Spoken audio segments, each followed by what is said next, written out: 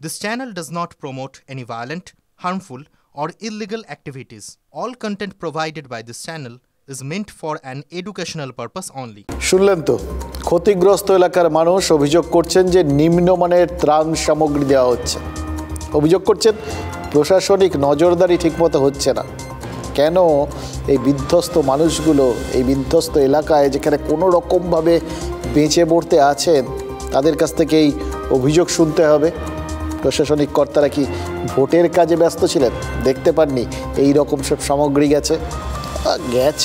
এটাই যথেষ্ট। এটা যদি তারা মনে করে থাকেন তাহলে কিছু বলার নেই, তাহলে ধরে নিতে হবে এটাই কারণ। সবাই এখন ভোটের কাজে ব্যস্ত, তার মধ্যেও যে দিয়েছেন এটাই যথেষ্ট। এবার ভোটটা কাদের জন্য এই প্রশ্নটা একবার করে দেখেছেন বা ভেবে দেখেছেন? ভোট তো সাধারণ মানুষের জন্য। সেই সাধারণ মানুষ যখন এইভাবে পড়ে থাকেন তাহলে তাদের সাহায্য করাটাই তাদের কাছে যথাযথ ঠিকঠাক মানের ত্রাণ সামগ্রী পৌঁছানো বা তাদের পুনর্বাসনের ব্যবস্থা করাটাই কি প্রায়োরিটি হওয়া উচিত না? ভোট তো এদের জন্য, এরাই তো ভোট দেবেন, এরাই তো ভোট দিয়ে নিজেদের প্রতিনিধি ঠিক করবেন। এদের তো আগে পুরো ব্যাপারটা বোঝানো হোক, তাদের দেখা হোক, এদের ঠিক রাখা হোক, এদের জন্যই সব। এদের না দেখলে বাকিটা সবই তো মিথ্যে, ভিতটাই তো নড়বড়ে বা ভিতটাই নেই আর কি ধরে নিতে হবে। তাহলে আর বাকিটা ওপরটা, তার ওপরে যা যা হবে ওই গণতন্ত্রের প্রাসাদ উৎসব যাই বলুন না কেন সেটা তো নড়বড় করবে, তাই না? তারপর তো আরও আছে, এই শুনলেন এই বাড়িগুলো সব ভাঙা, এই ভাঙা বাড়ি মেরামত করে দেওয়ার কথা কিছু হয়েছিল, তৈরি করে দেওয়ার কথা ছিল, সেগুলোর জন্য মাগঝোক করা, লোক নিয়ে যাওয়া, সেগুলো তো এখনও হয়নি। মানুষগুলো তো এখনও ভুগছেন। তাদের এভাবে ভোগাটা কি ভোগা নয়? এটাই আমাদের ইস্যু, সাধারণ মানুষের ইস্যু। সেই সাধারণ মানুষ যারা বলছেন এই সাহায্যের নামে যেটা হচ্ছে সেটা লোক দেখানো, রাজনীতির জানা চেনা যে ছকটা একদম সেটা। ওই দোষারোপ পাল্টা দোষারোপ এই সমস্ত খেলাধুলো এখন চলবে। এই গোটা ব্যাপারটা নিয়ে নেতারা একে অন্যের দিকে আঙুল তুলবেন, সাধারণ মানুষ তারা আঙুল তোলার চেষ্টা করবেন, আঙুলটা উঠবে না। তারপর প্রকৃতির মার সহ্য করে নিয়েছেন, এটাও হয়তো সহ্য করে নেবেন। একটু সহানুভূতি কি মানুষ পেতে পারে না? বিতর্কের জবাব জেলা প্রশাসন দেবে, রাজ্য সরকার দেবে।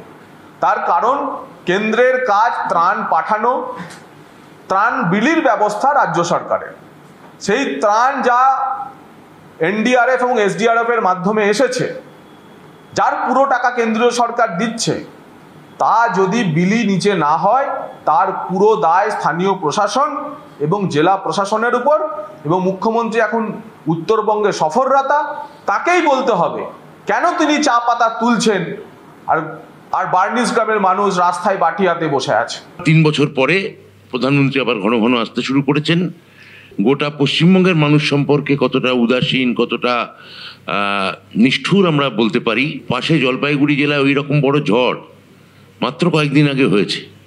প্রধানমন্ত্রী সেখানে যাওয়া তো দূরস্থান, একবারও তার মুখে জলপাইগুড়ির ঝড়, সেখানে মানুষদের মৃত্যু, এখানে মানুষদের বাড়ি চলে যাওয়া, সেটা নিয়ে একটা কথা তিনি উচ্চারণ করলেন না। এটা আমাদের কষ্ট হয়েছে। নর্থ বেঙ্গল সম্পর্কেও যে আসলে কতটা উদাসীন বিজেপি পার্টি, এটার দ্বারা সেটা প্রমাণিত হয়। দেখলেন তো, বলেছিলাম এই ত্রাণ নিয়ে চাপানুতর দেখে মনে হচ্ছে এই ঝড়টা এখন রাজনৈতিক ঝড় হয়ে গেছে।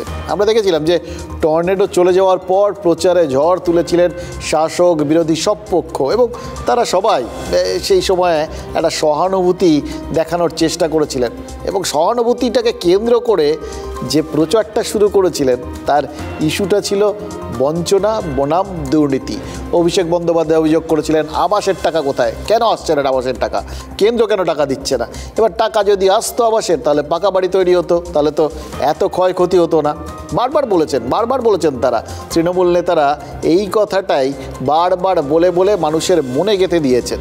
আজকে যদি আবাস হতো, এই বাচ্চাগুলোকে এইভাবে হাসপাতালে অ্যাডমিট হয়ে থাকতে হতো না। এর দায় কার? এর দায় একমাত্র হচ্ছে কেন্দ্র সরকার এবং বিজেপি নেতা।